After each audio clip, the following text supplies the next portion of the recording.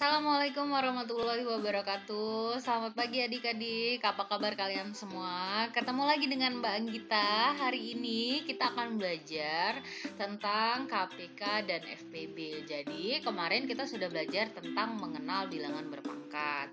Hari ini kita akan belajar tentang KPK dan FPB. Nah, KPK dan FPB ini sudah kalian pelajarin di kelas 4 kemarin. Ingat ya, KPK itu adalah kelipatan persekutuan terkecil. Kemudian FPB itu adalah faktor persekutuan terbesar. Nah, sebelum itu silahkan siapkan buku catatannya. Catatlah hal-hal yang penting. Kemudian apabila ada yang ingin ditanyakan, boleh langsung ditanyakan dengan Mbak Anggita, baik secara online atau secara offline.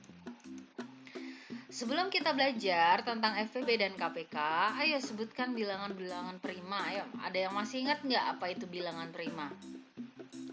Benar, bilangan prima adalah bilangan yang tidak bisa dibagi oleh bilangan lain kecuali bilangan sendiri. Jadi, anggota-anggota dari bilangan prima itu adalah 2, 3, 5, 7, 11, 13, dan seterusnya. Jadi, bilangan-bilangan ini tidak bisa dibagi bilangan lain kecuali dirinya sendiri dan satu ya. Nah, kemudian kita juga dapat menyajikan dalam bentuk tabel. Jadi biar mudah ingatnya, ini ada tabelnya. Kalian boleh screenshot untuk tabel ini atau boleh juga cari di internet, ada banyak ya adik-adik ya. Jadi bilangan prima itu adalah bilangan yang dalam kotak berwarna hijau ini nih. Nah, ini adalah bilangan prima dari 1 sampai 100. Jadi mulai dari 2, 3, 5, 7 dan seterusnya. Apa guna bilangan prima pada pelajaran kita dalam video ini? Jadi nanti untuk menentukan nilai dari KPK dan FPB kita perlu menggunakan bilangan prima. Jadi kalian udah ingat semua ya bilangan prima. Oke, kita mulai belajar tentang FPB dan KPK. KPK adalah kelipatan persekutuan terkecil. Jadi ingat aja singkatan ini, berarti dia kelipatan persekutuan terkecil. Kelipatan berarti dia akan berlipat-lipat ya adik-adik ya. Nah, untuk mengerjakan soal tentang KPK, kita dapat menggunakan 3 cara yang berbeda. Jadi boleh pilih dari 3 cara ini. Jadi yang pertama itu adalah menentukan kelipatan persekutuannya. Kemudian yang kedua itu menggunakan faktorisasi prima. Dan yang terakhir itu menggunakan pembagian bersusun. Kalau kemarin Mbak pada video sebelumnya tentang mengenal bilangan berpangkat, kita sudah menggunakan faktorisasi prima yaitu pada pohon faktor. Kemudian pembagian bersusun juga sudah kita gunakan. Nah, yang belum kita gunakan itu adalah kelipatan persekutuan. Tapi kita akan mempelajari tiga-tiganya. Jadi boleh kalian mau pakai yang pertama, yang kedua, yang ketiga, terserah. Yang penting kalian mengerti, oke? Jadi untuk contoh yang pertama, tentukan KPK dari bilangan-bilangan berikut 6 dan 15, 3, 6, 8, 16 dan 18, 25 dan 15. Kemudian kita gunakan cara yang pertama yaitu kelipatan persekutuan. Ingat ya, kelipatan persekutuan. Jadi kelipatan ini misal Mbak mulai dari contoh yang A nih. Nah, kayak gini. Jadi dari yang A kelipatannya itu berarti 6 ditambah 6 ditambah 6 lagi tambah 6 lagi tambah 6. Atau boleh seperti ini adik-adik ya, 6 kali 1, 6 kali 2, 6 kali 3, 6 kali 4, 6 kali 5. Nah, bagaimana cara menentukan KPK-nya? Yaitu dengan cara memilih bilangan yang sama dan yang terkecil. Oke, mana bilangan yang sama nih? 30 dan 30. Ini sebenarnya lanjut ya adik-adik ya, bisa sampai 1 juta, bisa sampai 100.000, bisa ya. Tapi cukup sampai di sini aja karena kita udah ketemu bilangan kelipatan yang terkecil antar keduanya. Jadi KPK-nya itu adalah 30. Nah, kita coba yang kedua. Kalau yang kedua ini, yang B, dia 3 bilangan nih. Nah, seperti ini. Jadi boleh diurutkan secara satu persatu. Ini dengan cara kelipatan persekutuan. Ya, boleh pakai pohon faktor, boleh pakai pembagian bersusun. Tapi kalau untuk kelipatan persekutuan seperti ini. Jadi tinggal dipilih bilangan yang sama. Oke, kita mulai nih. 6 ada di 3 dan 6, tapi di 8 tidak ada. Berarti bukan kelipatan yang persekutuan yang sama. 12 juga nggak ada di kelipatan 8. Kemudian 18 nggak ada di kelipatan 8 juga. Nah, 24 ini ada di ketiganya dan dia bilangan yang pertama atau yang terkecil. Jadi, KPK dari 3, 6, dan 8 adalah 24. Kayak gitu. Nah, coba lagi deh yang C biar lebih jelas. Jadi, sulitnya untuk menggunakan cara yang kelipatan persekutuan ini, kalau bilangan yang masih sederhana seperti ini enak ya adik-adik ya. Tapi kalau misalnya dia udah sampai 100.000, kemudian sampai berjuta-juta, itu akan sulit menggunakan kelipatan persekutuan ini ya. Jadi karena kita harus mendaftarkan setiap anggotanya. Nih, di sini itu adalah yang sama 144. Nah, jadi KPK-nya adalah 144. Selain menggunakan cara mendatar ini, untuk mencari kelipatan persekutuan, kita dapat menggunakan tabel. Nah, seperti ini. Ini untuk soal yang D. Jadi A ini adalah bilangan yang ingin dicari KPK-nya, kemudian A dikali 1, A dikali 2, A kali 3, A kali 4, A kali 5, dan seterusnya. Pokoknya intinya kalau kita menggunakan kelipatan persekutuan, kalau udah ketemu yang sama nih, waktu kalian ngerjain kalian lihat, oh ada yang sama nih, berarti udah stop sampai situ aja, nggak usah dilanjutin. Terus di sini udah ada nih yang sama 75 dengan 75, sehingga KPK dari 25 dan 15 adalah 75. Benar banget gitu. Kalau itu untuk contoh menggunakan kelipatan persekutuan. Kita lanjut ke cara yang kedua ya. Nah, untuk cara yang kedua, soalnya seperti ini. Tentukan KPK dari 90 dan 168. Nah, ini kalau adik-adik cari pakai cara kelipatan persekutuan tadi pasti akan sangat lama. Jadi bisa gunakan faktorisasi prima ya. Nah, seperti ini. Jadi kita gunakan pohon faktor. Ingat, kalau menggunakan pohon faktor harus kita bagi dengan bilangan prima. Nah, kita lihat nih 90 ini genap atau ganjil? Genap, berarti bisa dibagi dengan 2. 90 dibagi 2 hasilnya 45. 45 nih ganjil nih, berarti nggak bisa dibagi dengan 2. Kita bagi dengan 3 bisa ya. Hasilnya 15. 15 kita bagi lagi, hasilnya 3 dan 5. Kemudian yang 168 sama caranya. Nah, 168 ini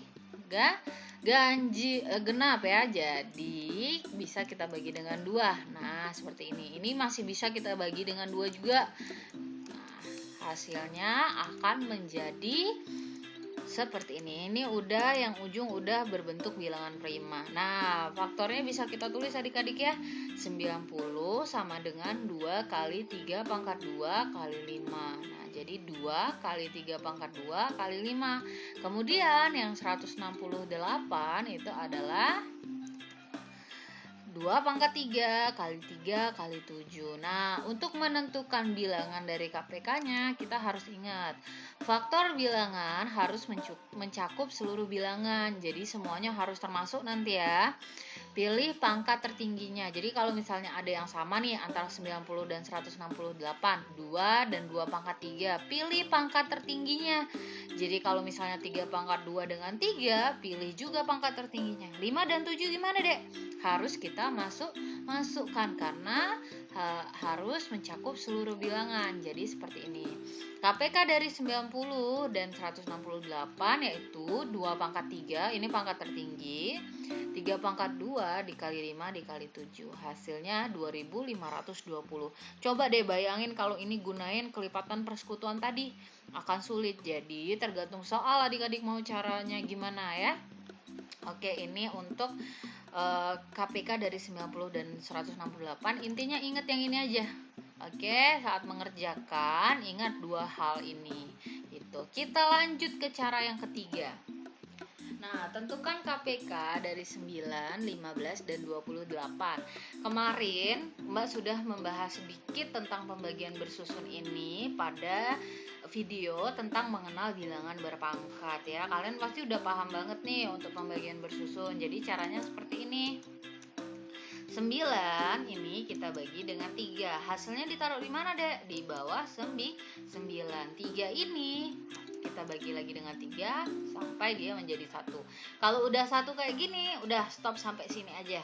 Oke, nah ini kita ambil luas yang sebelah sini. Oke, kita ambil yang ini. Lanjut dulu ya, 15. 15 dibagi 3 hasilnya 5. 5 ini harus kita bagi dengan 5 sehingga dia akan menjadi 1 seperti ini. Seperti itu ya. Nah, yang 28 juga sama nih. 28 dibagi 2 hasilnya 14. 14 masih bisa disederhanain ya. 14 dibagi 2 hasilnya menjadi 7. 7 ini udah bilangan prima, berarti harus dibagi dengan bilangan yang sama. Hasilnya menjadi 1. Stop sampai sini. Nah, jadi yang kita ambil dari 9 itu adalah 3 pangkat 2. Jadi nggak usah hirauin bilangan yang di sini. Cukup kalian tulis yang sebelah sini aja. Nah, 15 itu adalah 3 kali 5. Kemudian 28 itu adalah 2 pangkat 2 dikali 7. Terus kita ingat adik-adik ya, kalau misalnya menentukan KPK itu harus faktor bilangannya mencakup seluruh bilangan dan pilih pangkat tertinggi jika ada yang sama. Jadi di sini 3 kita pilih 3 pangkat 2, kemudian 5 kita masukkan 2 pangkat 2 dikali 7. Nah, pokoknya ingat yang ini ya. Oke, jadi KPK-nya itu adalah 2 pangkat 2 kali 3 pangkat 2 kali 5 kali 7. Hasilnya itu adalah 1260 kayak gitu. Itu untuk KPK. Jadi kalau misalnya ada yang bingung, boleh latihan-latihan soal lagi. Kalau misalnya masih bingung juga boleh minta ajarin lagi dengan Mbak Anggita dan boleh nanti ditanya di kelas gitu. Oke, yang kedua kita akan belajar tentang FPB. Kalau tadi KPK adalah kelipatan persekutuan terkecil, FPB adalah faktor persekutuan terbesar. Jadi, sama seperti tadi ya, kita dapat menggunakan 3 cara, tapi 3 caranya berbeda nih adik-adik ya. Dari yang tadi, kalau tadi yang pertama kelipatan persekutuan, yang sekarang yang pertama itu adalah faktor persekutuan, karena FPB itu adalah faktor persekutuan terbesar. Jadi yang kedua menggunakan faktorisasi prima, sama seperti tadi menggunakan pohon faktor. Terus yang terakhir itu menggunakan pembagian bersusun. Oke, untuk contoh yang pertama kita harus tahu dulu deh apa faktor persekutuan tuh. Jadi secara definisi A dikatakan faktor dari bilangan bulat B jika A habis membagi B. Dengan kata lain dapat ditulis B sama dengan A dikali N, dengan N adalah suatu bilangan bulat. Jadi contohnya seperti ini. Faktor dari 6 adalah 6 itu sama dengan 1 kali 6. 6 itu juga bisa 2 kali 3 dan ini disebut dengan faktor bilangannya. Sehingga faktor dari 6 adalah 1, 2, 3, dan 6 gitu. Nah, bagaimana kalau misalnya kita mau mencari FPB dengan faktor persekutuan? Kita lihat contoh yang berikut ini ya. Tentukan FPB dari bilangan-bilangan berikut. Oke, kita mulai dari contoh yang pertama, 6 dan 8. Kalau KPK tadi dicari kelipatannya, kalau sekarang kita cari bilangan yang dapat membentuk ini apabila dikali. Nah, jadi yang pertama, faktor dari 6 adalah 1, 2, 3, 6. Oke, faktor dari 8 itu adalah 1, 2, 4, 8. Nah, sekarang ingat nih, FPB adalah faktor persekutuan terbesar. Nah, ini 1 nih ada nih sama, 2 juga sama. Tapi ingat, faktor persekutuan terbesar. Jadi, FPB-nya itu adalah 2. Walaupun 1 sama, tapi dia terkecil adik-adik ya. Jadi, kita pakai yang terbesar. Nah, selanjutnya yang B, faktor dari 8 dan 13. Nah, kalau ini yang sama cuma 1. Sehingga FPB-nya itu adalah 1. Selanjutnya yang C. Sama yang C juga adik-adik ya. Ingat aja singkatan dari FPB. Faktor persekutuan terbesar. Walaupun 1 sama, tapi ternyata ada yang lebih besar dari 1, yaitu 3. Sehingga FPB-nya itu adalah 3. Oke, lanjut yang D deh. Nah, yang D, ini banyak nih yang sama. 1 sama, 2 juga sama, 3 sama, 4 sama, 6 sama, 8 sama, 12 sama. Nah, 24 ini yang paling besar. Jadi, FPB-nya itu adalah 24. Kayak gitu. Nah, ini untuk menggunakan faktor persekutuan. Jadi, pilih faktor persekutuannya yang besar. Yang cara kedua itu adalah menggunakan faktorisasi prima. Nah, ingat kalau menggunakan faktorisasi prima, kita tadi menggunakan pohon faktor dengan syarat harus dibagi dengan bilangan prima ya. Jadi seperti ini, 2 dibagi 14, lanjut. Ini pasti kalian udah paham semua. Nah, yang 18 juga sama, 2 dengan 42, 2 dengan 2 dibagi 2 hasilnya 21, 21 dibagi 3 hasilnya 7. Kemudian yang terakhir 96. 96 itu dibagi 2 hasilnya 48, kemudian dibagi 2 lagi 24, dan selanjutnya dibagi 2 lagi hasilnya 12 sampai dia membentuk bilangan prima sehingga menjadi lebih sederhana lagi, paling sederhana. Nah, kita buat faktor bilangannya sama kayak tadi, 48 sama dengan 2 pangkat 2 kali 7, kemudian 84 itu adalah seperti ini, dan yang terakhir 96. Oke, ingat, faktor bilangan harus ada pada setiap bilangan.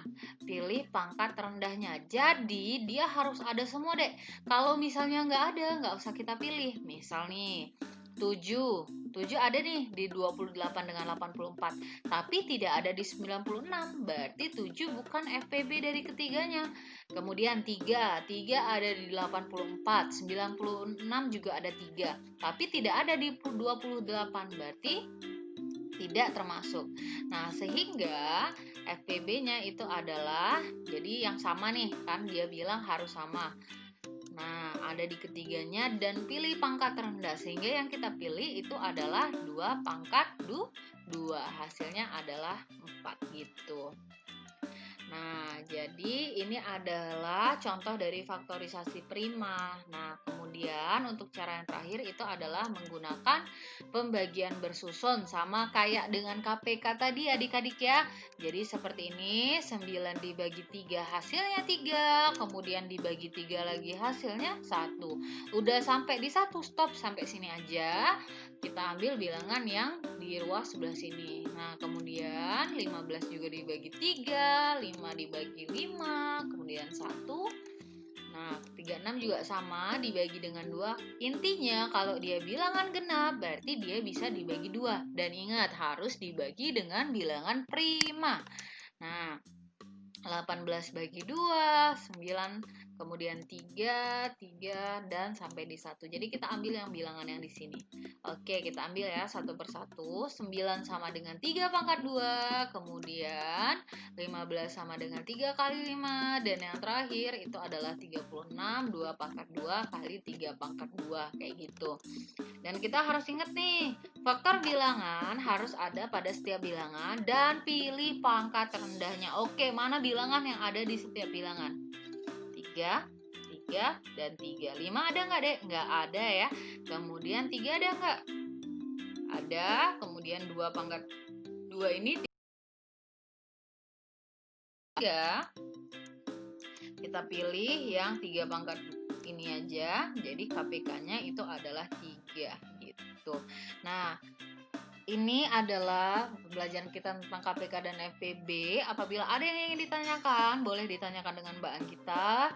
Silahkan banyak-banyak latihan soal agar dapat mengerti dan dapat mengerjakan soal dengan benar. Mbak Hirian, wassalamualaikum warahmatullahi wabarakatuh.